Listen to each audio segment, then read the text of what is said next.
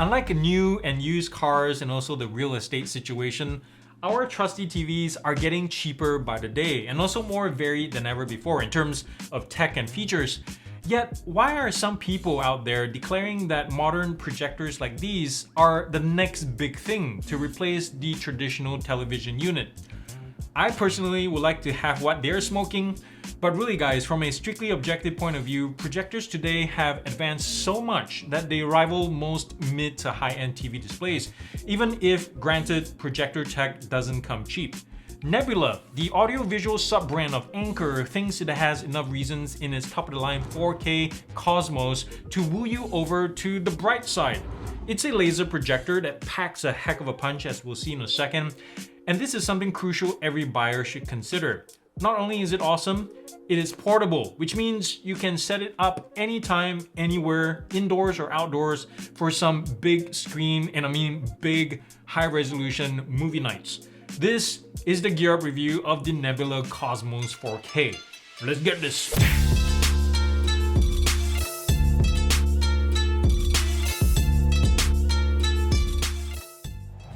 The Cosmos 4K is Nebula's top-tier 4K 3840 by 2160 laser phosphor DLP projector with a lamp life of 30,000 hours.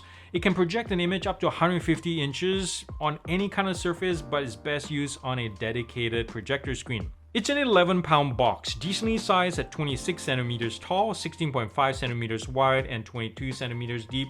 Everything is really well built. The plastics are really nice, not too hollow. Really nice large carry handle to tote this around. If you want to, you can flip it upside down to use this as a kickstand. And underneath, you can also see nice long rubber soft PU feet here. And in the middle, you have a 1/4-inch tripod mount. If you want to mount this from the roof or on the floor on a tripod or something, you can do that. There are two 10-watt side-firing speakers on the left and the right of the unit. There's no backward or forward or downward firing drivers. It would be nice to see that as well.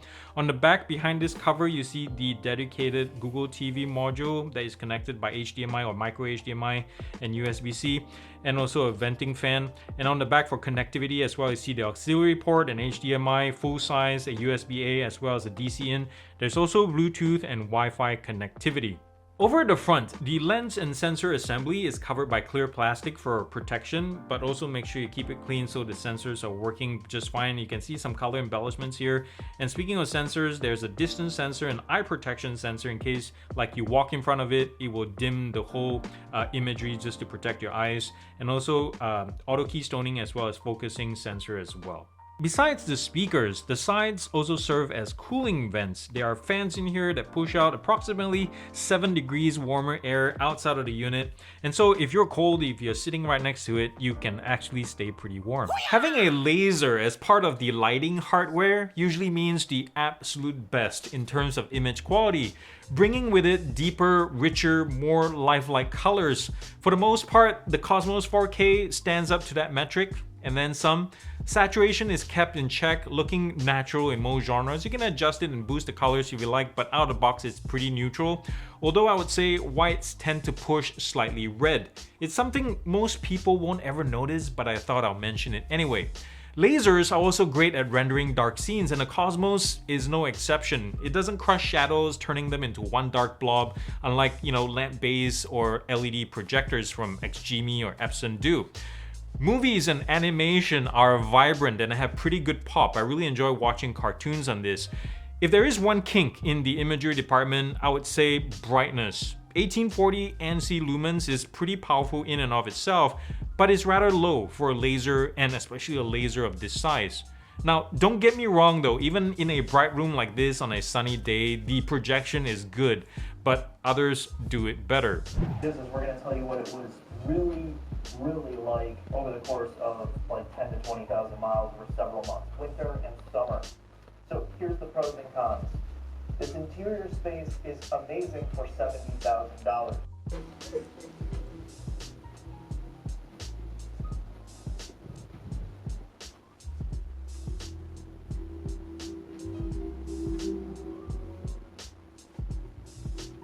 And also the LED status light, and the two mics on board are all on the left ear cup. The right side is as clean as a whistle.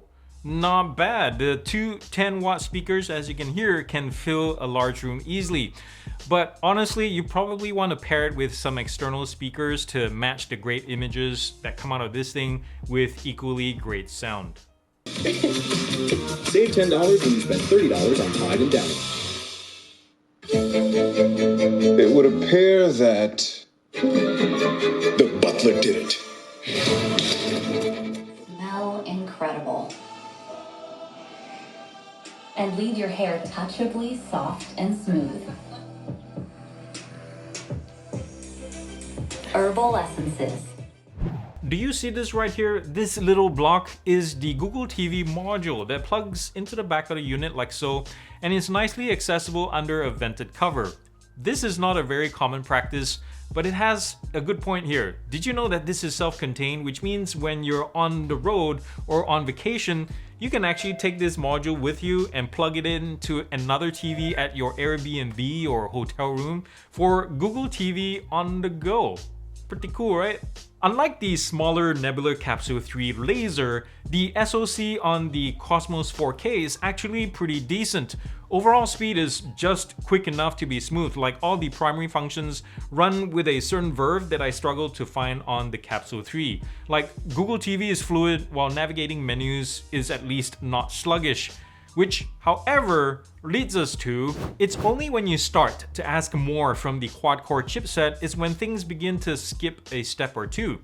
I really wish this had more power and RAM to run racing or FPS games, for example, at max quality, because gaming on a screen this large can be pretty darn awesome, but in this case, it's kind of limited. Here's an odd, incongruent ergonomic misstep, and it's really hard to forgive it in this case.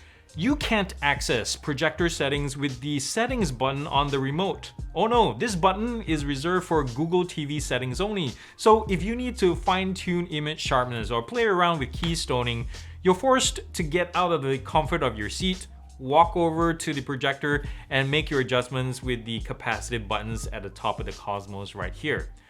I know, it's a first world problem, but it's something you shouldn't have to worry about. It seems like it wasn't thought out properly, and at this price point, it's kind of inexcusable. A reason why I wish the projector settings was more accessible on the remote is that the auto keystoning and autofocusing on the unit itself aren't perfect, therefore not reliable. In fact, 25% of the time, auto keystoning and autofocusing still give me a skewed out of focus image, forcing me to make manual adjustments.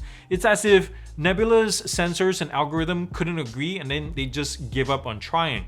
And I hope Nebula pushes out a firmware update to fix this problem. One major obstacle for most buyers, especially those who are used to Anker's traditional philosophy of offering a lot of features for a reasonable price compared to other OEMs, will be the price of entry of this thing. And to be honest, I almost choked on my cup of tea when I first saw the $2,000 price tag on this. And compounding the initial cost with the problems I just mentioned a second ago and the competition out there, it really makes for a harder sell. I think it prudent to talk about the price yet again.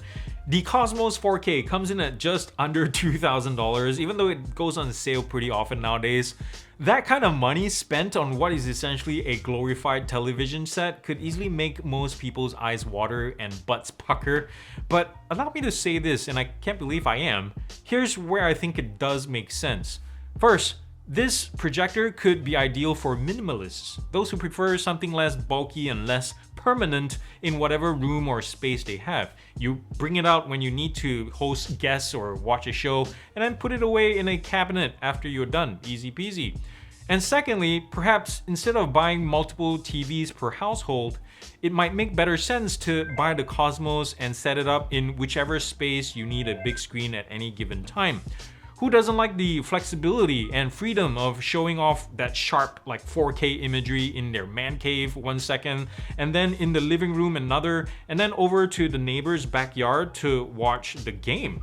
So with all that said, I'm gonna give the Nebula Cosmos 4K Laser a GearUP score of 8.2 out of 10, and this is how I broke it down to get the final score. If you have any questions about how I got there and about the content in general, feel free to comment down below. So thank you so much for watching this video and for being here this very moment. And before I end this video, I also wanted to do a shout out to a whole bunch of people, not by name because there's so many of y'all, who have helped us out during our time of having a new baby. Our baby is only 2 months old right now at this point, but since birth, we've been shown love and support from my family, my wife's family, and a whole bunch of friends and church friends and such who have brought us meals and shown all kinds of, showered us with gifts and all that kind of stuff, and it's super awesome. And I just feel touched, and I want to thank you guys, and I hope you're blessed from it. Guys, also thank you again for watching this. Please show your support. If you like to send me a tip or something, buy me a cup of coffee, do so with super thanks down below on Patreon. Subscribe, thumbs up if you like this video. Check out my playlist. There's a whole bunch of other things that I review. And please come back the next time. And remember also to do something good and loving for somebody in this world, because guess what? The world needs it more than ever, and it starts with you. I love y'all very much. Peace out and God bless.